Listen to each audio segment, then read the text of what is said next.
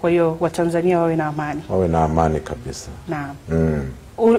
Mara kadhaa nimekuwa nikikusikia ukizungumza kwamba jeshi ni la wananchi. Yes. Unamaanisha nini hasa? Jeshi ni la wananchi kwa sababu wanajeshi wanatokana na wananchi. Na jukumu kubwa la jeshi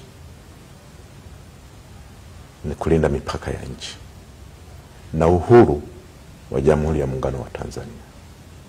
Unaposema uhuru wa Jamhuri ya Muungano wa Tanzania, maana yake ni kuwalinda wananchi na mali zao.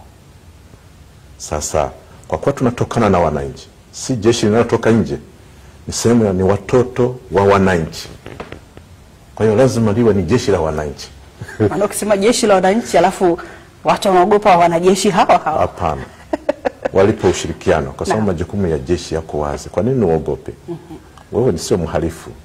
Na hata hivyo jeshi halishughulikie. Kuna watu wenye wajibu wa kushughulikia wahalifu. Sisi tunalinda mipaka na uhuru wa wananchi.